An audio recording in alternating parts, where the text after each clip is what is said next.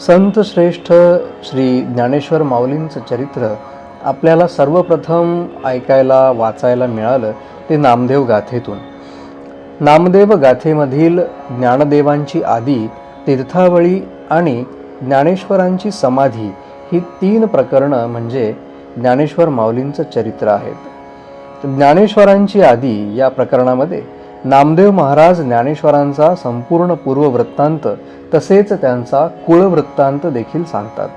पैठण येथील शुद्धीप्रसंग, ज्ञानेश्वरांचं घोषित झालेलं देवत्व, भगवद्गीतेवर गोदावरी काठी त्यांनी केलेली प्रवचने, कीर्तन माध्यमातून त्यांनी केलेला ब्रह्मविद्येचा सुकाळ, ज्ञानेश्वरांचं नेवासे येथील अक्षरसाहित्य लेखन म्हणजेच ज्ञानेश्वरीची निर्मिती, त्यांच्या अमृतानुभव ग्रंथाची निर्मिती, चांगदेव गर्वहरण, चांगदेवांसाठी लिहिलेलं 65 ओव्यांचं पत्र ज्याला आपण चांगदेव 65 म्हणतो, हे सर्व प्रसंग नामदेवांनी ज्ञानेश्वरांची आदी या प्रकरणामध्ये वर्णन केलेली आहेत.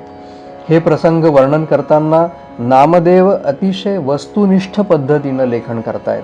कारण ज्ञानदेव आणि नामदेव या दोघांची ही भेट अद्याप झालेली नव्हती. नामदेव महाराजांचं ज्ञानेश्वरांना भेटीपूर्वीचं हे सगळं निवेदन आहे. ज्ञानेश्वरांची जी की कीर्ती त्यांच्या कानावर ऐकून माहिती होती, त्यांना जी काही पंचक्रोशीत ज्ञानेश्वर माऊलींची कीर्ती पसरलेली होती, त्यातून त्यांना जी काही माहिती अवगत झाली होती, त्यातून त्यांचं हे चरित्र लेखाटन त्यांनी केलेलं आहे. आणि पुढे जेव्हा तीर्थावळीच्या निमित्तानं ज्ञानेश्वर माऊलींचा आणि नामदेवांचा परस्परांना सहवास लाभला, त्यावेळेला त्यांनी आपण लिहिलेले आदीतील प्रसंग तपासून पाहिलेले आहेत. या ठिकाणी ज्ञानेश्वरांचं चरित्र वर्णन करताना नामदेव महाराजांची अतिशय वस्तुनिष्ठ अशी लेखनशैली आपल्याला दिसून येते. या संपूर्ण प्रकरणामध्ये नामदेवांचा आत्म आविष्कार आपल्याला दिसत नाही, जो की आपल्याला तीर्थावळी आणि समाधी प्रसंगात दिसतो. ज्ञानेश्वरांची तीर्थावळी समजून घेण्यापूर्वी किंवा नामदेवांचं तीर्थावळी प्रकरण समजून घेण्यापूर्वी ज्ञानेश्वर महाराजांचं आणि नामदेव महाराजांचे परस्पर संबंध किंवा त्यांची एकमेकांविषयी ऐकलेली मतं आपल्याला समजून घ्यावी लागतात. ज्ञानेश्वरांची कीर्ती पंचक्रोशीत पसरलेली असल्यानं नामदेवांना देखील ज्ञानेश्वरांच्या भेटीची ओढ आहे. आणि ह्याच भेटीसाठी आळंदीमध्ये संत मेळा जमलेला असताना नामदेवही तिथे पोहोचलेले आहेत.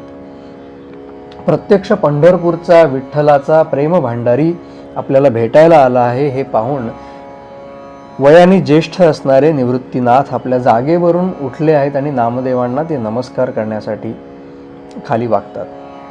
परंतु ह्या तिन्ही बालकांची किंवा ह्या तिन्ही भावंडांची तेजपुंज मूर्ती पाहता पाहता नामदेव काही वेळापुरते आपले भान हरवलेले आहेत. शिवाय वयाने हे ज्येष्ठ असल्यामुळं ते अगदी सहज प्रवृत्तीनं निवृत्तीनाथांचा, ज्ञानदेवांचा नमस्कार स्वीकार करतात, परंतु त्यांना प्रतिनमस्कार करायचं ते विसरतात.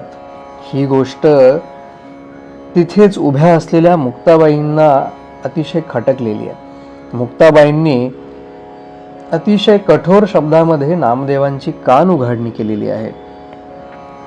मुक्ताबाई म्हणतात, नामदेवा, तुला कायम विठ्ठलाचा शेजार जरी लाभला तरी तुझा अहंकार मात्र अजून गेलेला नाहीये. पुढे संत गोरोबा माऊलींच्या सत्व परीक्षेचा प्रसंगही इथे येतो आणि या परीक्षेमध्ये नामदेव महाराज हे असफल झालेले आहेत आणि सर्वांसमोर आपला झालेला अपमान त्यांना सहन न झाल्यामुळं ते ताबडतोब पंढरपूरला परतलेले आहेत. पंढरपूरला आल्यानंतर विठ्ठलाच्या मूर्तीसमोर उभे राहून तिथे घडलेले सगळे प्रसंग ते विठ्ठलाला कथन करतात आणि म्हणतात की ह्या योगविद्येच्या मागे लागलेल्या भावंडांनी आणि मंत्रतंत्र जादूटोना करणाऱ्या कैकाड मंडळींनी मला बोल दिला आहे. तेव्हा परमेश्वरा, अशा लोकांचा सहवास मला नको आहे, मला तुझे चरणच हवे आहेत. आणि नामदेव अशा पद्धतीनं पंढरपूरला गेले, अपमानित होऊन गेले. ही बाब ज्ञानेश्वरांना त्यांच्या मनाला अतिशय खटकली आहे. त्यांना अतिशय दुःख झालेलं या गोष्टीचं. संत मेळ्याबरोबर बाहेर पडलेल्या नामदेवांना ते पुन्हा एकदा संत मेळ्यात आणू इच्छितात आणि नामदेवाच्या प्रेमभक्तीचं रहस्य समजून घेता येईल यासाठी ते स्वतःच आता पुढाकार घेऊन पंढरपूरला नामदेवांच्या भेटीसाठी निघालेले आहेत। ते पंढरपूरला परतले आणि नामदेवांची त्यांनी गळाभेट घेतली। तीर्थावळीच्या निमित्तानं तत्कालीन सामाजिक परिस्थिती नामदेवांना कळावी, लोकरीती नामदेवांना कळाव्यात असा मानस ज्ञानेश्वरांचा दिसतो आणि नामदेवांचं मन अधिक सजग आणि सगुण भक्तीवरच्या वाटेवर असलेल्या नामदेवांना निर्गुण तत्व समजून द्यावं हाही एक विचार ज्ञानेश्वरांचा दिसतो आणि ते नामदेवांना तीर्थावळीला सोबत येण्याविषयीचा आग्रह करतात। यावर नामदेव प्रत्यक्ष विठ्ठलाची परवानगी घेऊ इच्छितात आणि विठ्ठलाला ते प्रतिप्रश्न करतायत की मी तुझ्या पायरीशी इथे व्यवस्थित असताना तीर्थावळीला जाण्याची मला गरज नाही आहे आणि मी काही तिथे जाणार नाही, परंतु पुढे विठ्ठल देखील ज्ञानेश्वरांसोबत तीर्थावळीला जाण्यासाठी नामदेवांना सूचना करतात आणि त्यानंतर नामदेव महाराज ज्ञानेश्वरांसोबत तीर्थावळीला गेलेले आहेत। आता ह्या संपूर्ण प्रसंगांमध्ये नामदेवांनी आपले स्वानुभव प्रकट केलेले आहेत, त्यामुळं बऱ्याचदा हे काही ज्ञानेश्वर चरित्र नसून नामदेव चरित्र आहे याचाही प्रत्यय आपल्याला यायला लागतो। तीर्थावळीचा समारोप ज्ञानेश्वरांनी पुन्हा पंढरपूरला परत आल्यानंतर उद्यापन विधीनं केलेला आहे आणि या उद्यापन विधीच्या प्रकरणावर येऊन तीर्थावळी प्रकरण संपतं आणि इथून समाधी प्रकरण सुरू होतं। समाधी ज्ञानेश्वरांची समाधी ही तत्कालीन अतिशय अपूर्व अशी घटना म्हणावी लागेल, कारण ज्ञानदेवांच्या समाधीनंतर तत्कालीन सर्वच प्रमुख संत मंडळींनी आपापलं अवतार कार्य समाधी रूपानं संपवलेलं आहे। ज्ञानेश्वरांच्या समाधीनंतर समाधी प्रसंगांची जणू काही मालिकाच या ठिकाणी सुरू झालेली आहे। ज्ञानदेवांपाठोपाठ सोपानदेव, मुक्ताबाई, चांगदेव, निवृत्तीनाथ या सर्वांनी अल्पावधीतच आपापल्या समाध्या घेतलेल्या आहेत।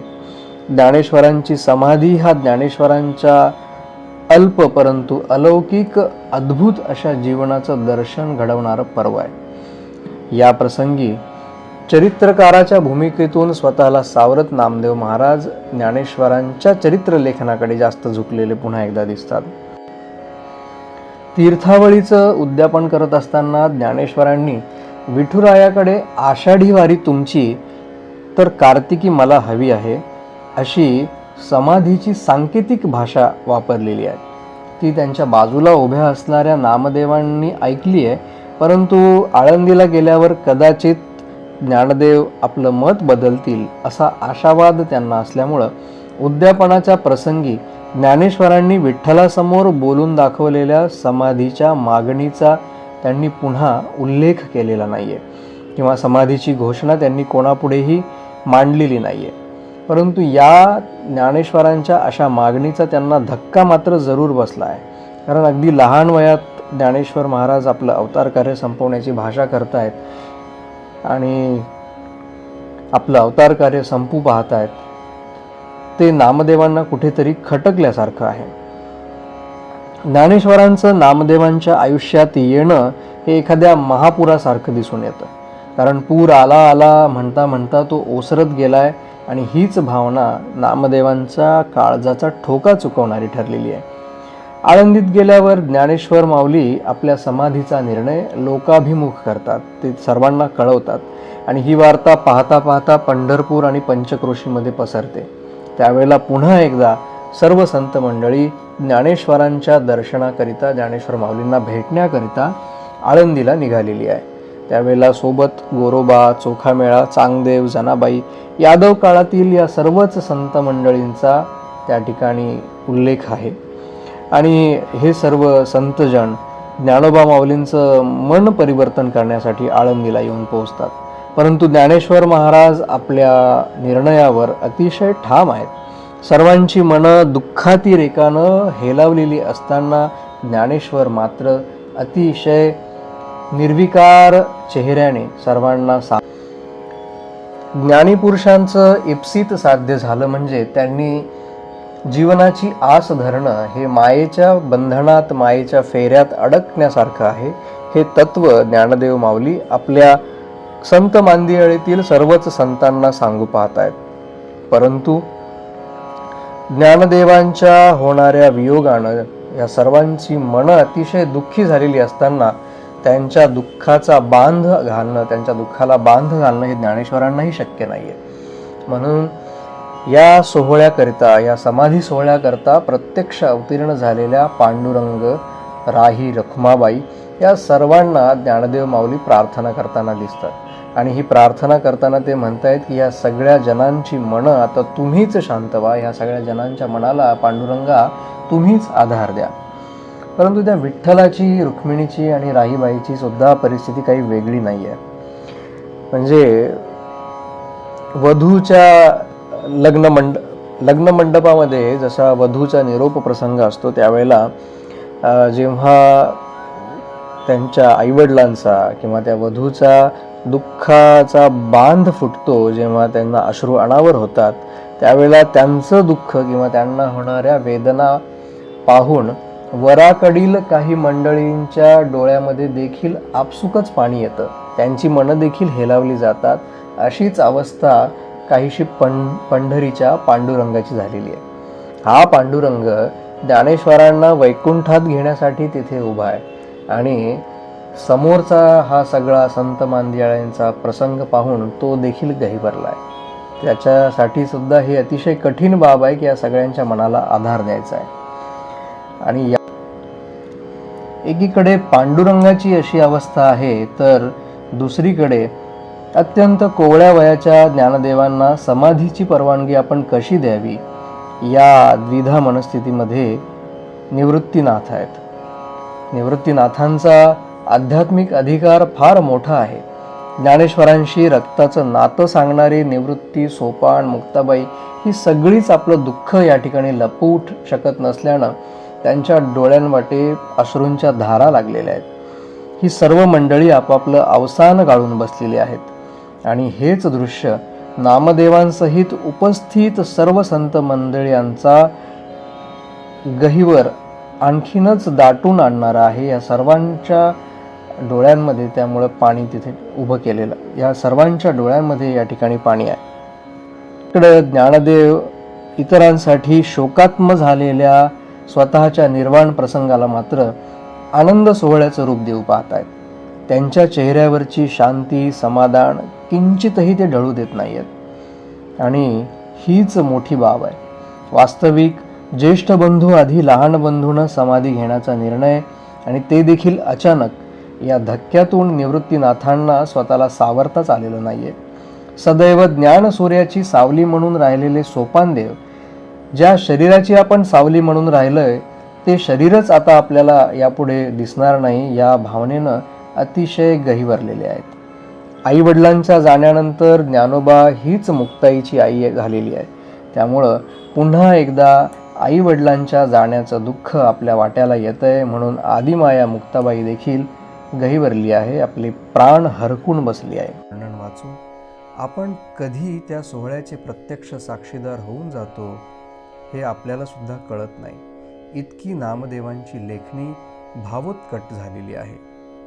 मराठी साहित्याचे अभ्यासक जेव्हा नामदेवकृत ह्या समाधी प्रसंगाचं अवलोकन करतात, त्याचा अभ्यास करतात, वाचन करतात, त्यावेळी मराठी भाषेतील या पहिल्या वहिल्या भावचरित्र नायकापुढे, त्याच्या लेखनीपुढे,